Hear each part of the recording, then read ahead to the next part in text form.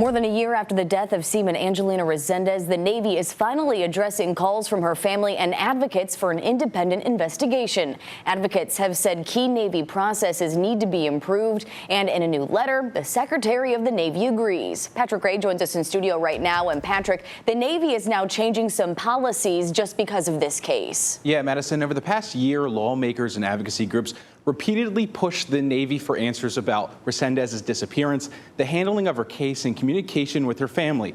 Now, the Navy is outlining reforms it says are aimed at preventing similar issues in the future.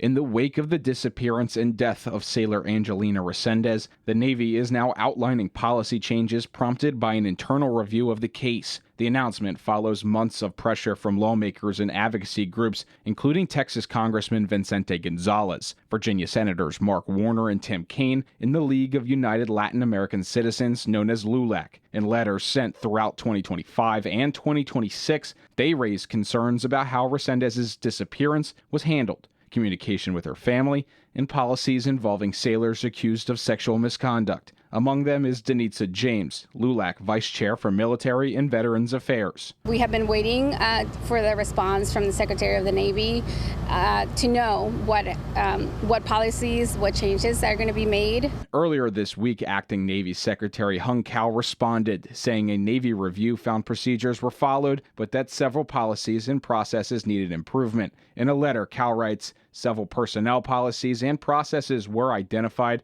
as requiring further review and improvement. The Navy says it's creating a new absent unknown designation to speed support and notifications when sailors go missing, revising transfer policies for sailors accused of sexual assault, and changing how families are informed about the condition of a loved one's remains. We really appreciate that there are some policies and some things that they did discover that are under review, and they are making some changes. James says the changes address issues advocates have spent more than a year raising with Navy leadership. For us to know that they are actually reviewing policies and that they found discrepancies and they are actually doing something about it, that lets us know that there's not just checking a box and moving on. Still, James says LULAC's work isn't finished.